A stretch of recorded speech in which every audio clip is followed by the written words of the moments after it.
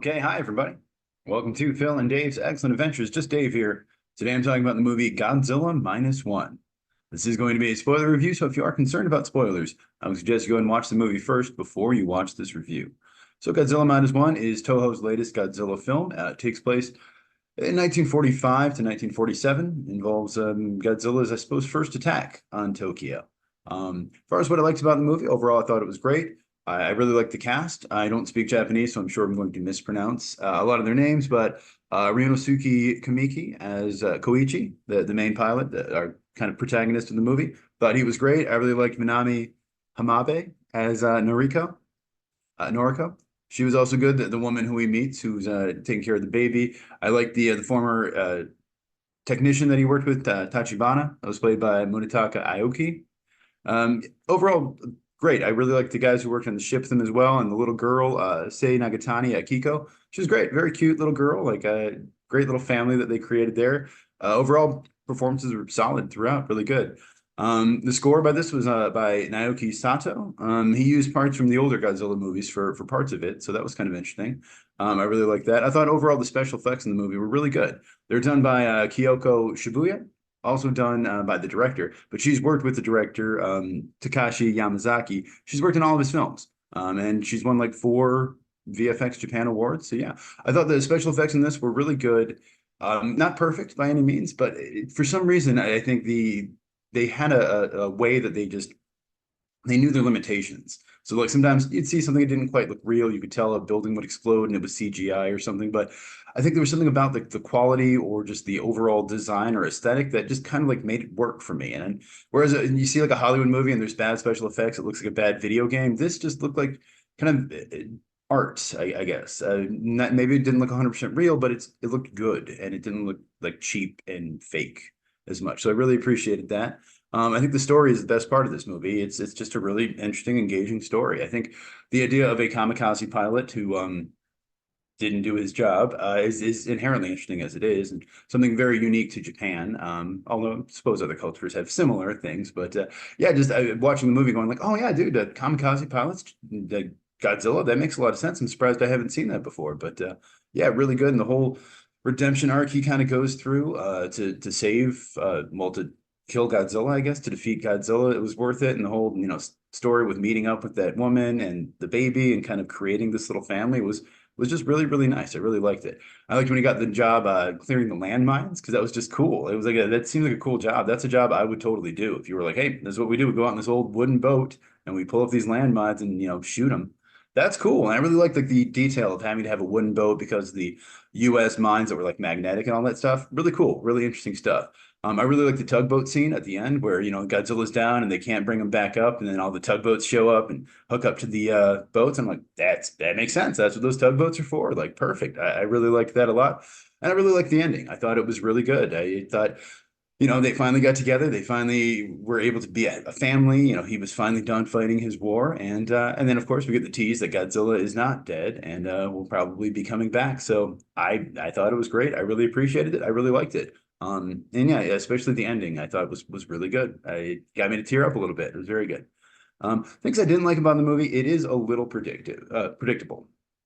There were certain like twists that they came up with, and since we are talking spoilers, I'll talk about them. But certain things like when the woman gets basically she saves him, she pushes him away, and then Godzilla's the sort of whatever effect from Godzilla's breath kind of knocks her back, and you assume she's dead. But then I'm like, wait a minute, and they never showed her body, so I kind of assumed that she was not going to be dead, and they were going to find her at the end. Especially once that telegram shows up, and then I'm like, okay, that telegram is going to say she's still alive, she's in the hospital, cool.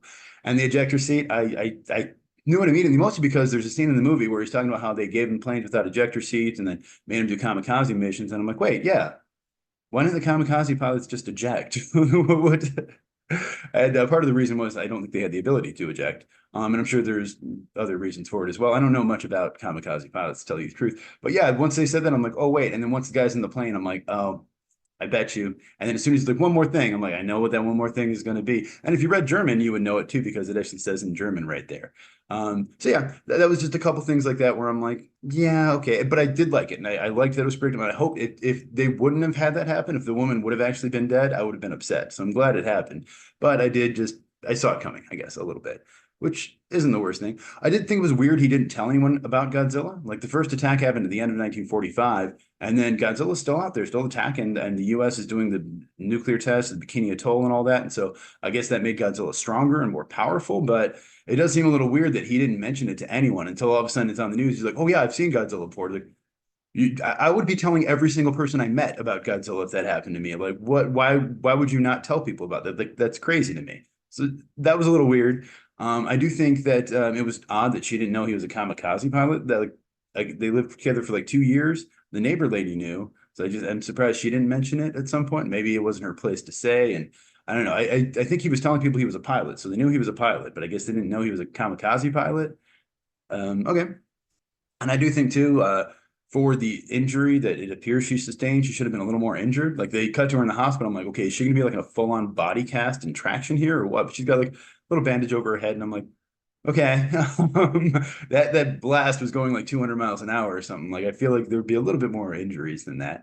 And I just do think that the timeline was kind of odd. The fact that the movie takes place over like almost 2 years is just kind of like okay, and I get the idea of having the kamikaze pilot in there, and like that makes sense. But I feel like you could have done it without. I guess they wanted Godzilla attack in the beginning of the movie, which makes sense. I think people would be upset if they didn't. And people always complain if Godzilla's not in the movie enough, especially with Gareth Edwards Godzilla movie.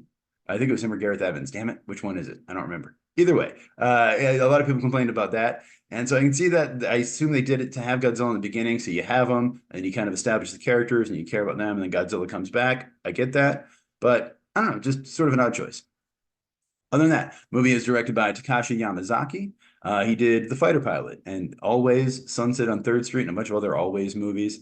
He also wrote the movie, and he also did the visual effects along with that woman who I said before, Kiyoki Shibuya. So yeah, impressive. So I guess in general with, well, I'll talk about that more later. Rotten Tomatoes on this one, really good, 98% critics and 98% audience. So for once, the critics and audiences agree. I think for a while, this movie actually had a 100% rating, and then finally someone gave it a negative review or a rotten rating.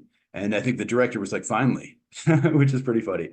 Um, Budget on this one pretty low, $15 million or less than $15 million. It's hard to say because I guess someone said it was like whatever, a billion yen. And he said, no, it was more than that. And someone else said it was 2 billion. He was like, no, it was less than that. So apparently the budget was less than 15 million. I don't know. But so far it's made $88 million worldwide. So one of the most successful, I think the most successful Japanese Godzilla movie. And definitely going to be making more, definitely going to be making a sequel to this. So good for them. As far as Minus One, the whole time I'm watching the movie going, okay, so why is it called Minus One? Is that like a Japanese thing, like a year one kind of thing, or like some kind of a prequel kind of title or something? But it refers to the fact that Japan had already been devastated by World War II, and then basically bringing them down to zero. And then when Godzilla attacked, they were now minus one. They were less than zero. Okay, that makes sense. Once it's explained, it makes perfect sense. But I didn't I didn't come up with that. The protagonist's name, Shikishima, is actually the name of a squadron that was kamikaze pilots in World War II. They were the first ever successful kamikaze attack. That's interesting. His first name, I think, comes from a visual effects supervisor who worked in a lot of Godzilla movies in the past. This is the first Godzilla movie to be a period piece. It's set, yeah, in 1945. So it's actually even before the first Godzilla. The first Godzilla movie came out in 1954, and it was set in 1954 as well. So yeah, as far as the visual effects go, all of these Toho Godzilla movies have two directors. They have like the main director, and then they have the visual effects director, the second director. In this case, Yamazaki worked on both, and he's pretty unique. Pretty much the only guy who did that. One other guy is Shiro Honda, I think, or E.G. Sabura did it back in 1969. But yeah, basically he's one of the only ones who ever to ever be both the visual effects director and the actual main director of the movie. And in this movie, Godzilla's in it for about 11 minutes, which I actually thought he was in it a decent amount. I wasn't really too upset about the amount of screen time Godzilla got. But 11 minutes, so about 9% of the film's runtime. The movie's a little over 2 hours long. It's less than the last one, Shin Godzilla, which I haven't seen yet. But a lot of people have said Shin Godzilla, the last Japanese Godzilla movie, is also really good. I need to check that out. That one had 17 minutes of Godzilla in it, 15% of the screen time. And the original Godzilla had 9 minutes, or about 9% of the screen time. So it's got about the same amount of Godzilla as the original Godzilla movie from 1954. So it's kind of interesting. But as far as my score on this one, I really, really liked this movie. I thought overall the story was really good, really well done. I kept hearing that, this Japanese Godzilla movie is really good, and I'm like a little skeptical, but I didn't want to see Night Swim, and I had a bunch of free passes that I had to use up. So I'm like, all right, fine, I'll go see this Godzilla movie, and it's really great. I really enjoyed it. I think it's one of my favorite movies of the year. Well, last year, I guess. But so my score on this one, I think I'm giving 8 out of 10. I thought it was really good. I really, really enjoyed it. I'm looking forward to seeing the next movie. I'm gonna have to go back and watch Shin Godzilla.